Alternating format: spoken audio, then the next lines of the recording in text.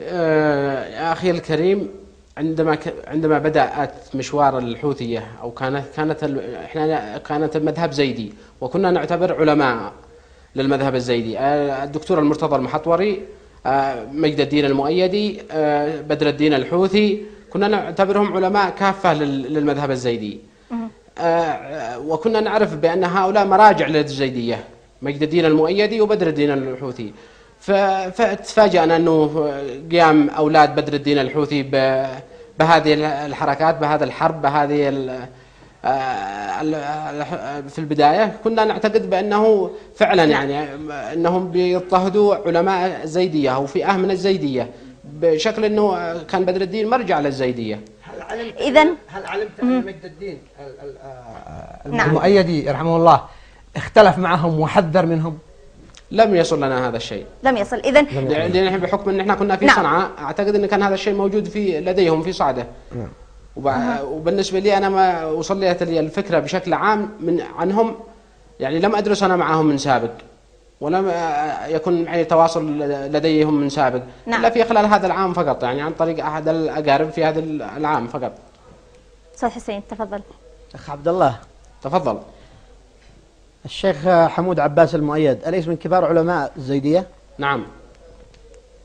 طيب، أما سمعت نصائحه في هذا الموضوع وأنت في صنعاء؟ لم أسمع، لم تصلنا. سمعت بالبيان الأول الذي خرج عن علماء الزيدية في بداية الحرب، هذا طيب، سمعت به عن طريق الصحف. ما دام سمعت هذا البيان السابق عن علماء الزيدية، لماذا لم تعرف أن هذه هي الحقيقة، أن يكون واحد على حق والآخرين على باطل، والكل بالإجماع من علماء المذهب الزيدي؟ نحن أصحاب مذهب زيدي جميعا، ونحن هاشميون كما ترى، أقولها بحقيقة. هذه الفئة التي خرجت لا تمثل لا زيدية ولا هاشمية ولا يمن بشكل رئيسي. أعرف أن بشكل عام على مدار الزمن دائما الهاشميون كانوا يختلفوا في أي قال، لكن لم تعرف أن مثلا فخامة الرئيس حفظه الله، هذا الشخصية العفوية الكبيرة، نعم، أجمع عليه جميع الشعب اليمني بما فيهم المذهب الزيدي، المذهب الهاشمي، المذهب الحنبلي، السنة، كما جميع الأطراف في اليمن، كلهم أجمعوا على حب هذا. ويأتي شخص آخر يكفر شخص ويكفر أمه معه من الشعب هذا. دعنا نستمع إلى تعليقه على ما قلت. عبد الله. أيوة. تفضل.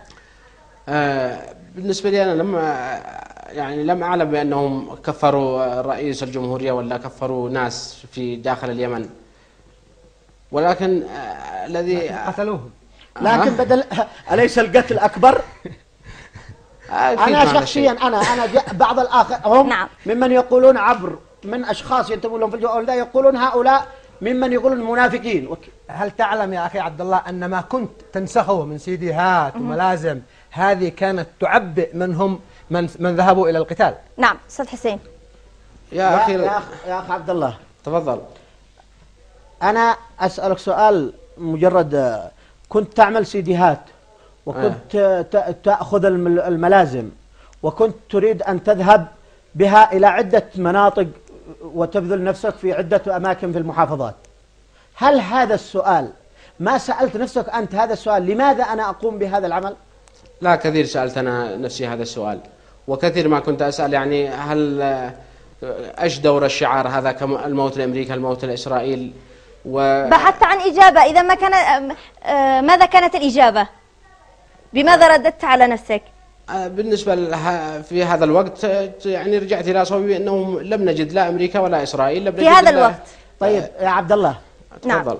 ما وجدت لا إسرائيل ولا أمريكا، ما اقتنعت في نفسك قبل هذا أنت وأن تبحث في صنعاء عن توزيع المستلزمات والسيديهات أنك لم تجد أحد من إسرائيل أو أمريكا داخل هذا المكان؟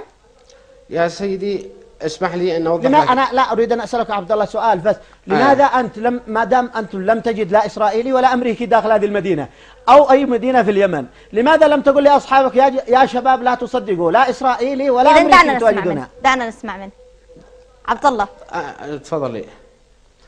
بالنسبة لي أنا قد يعني كان قبل أن أمتسك كان قد بدأت أفكر في هذا الشيء. نعم. وبدأت أتراجع يعني وأفكر في قضية الشعار، في قضية الملازم، في قضية السيديهات، في أثناء خلال هذه الفترة تم يعني القبض عليها.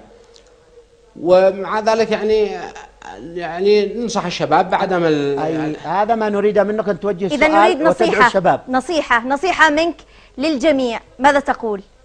أنصح الجميع وبالذات الشباب، فئة الشباب، بعدم الاقتراف في هذه الأخطاء.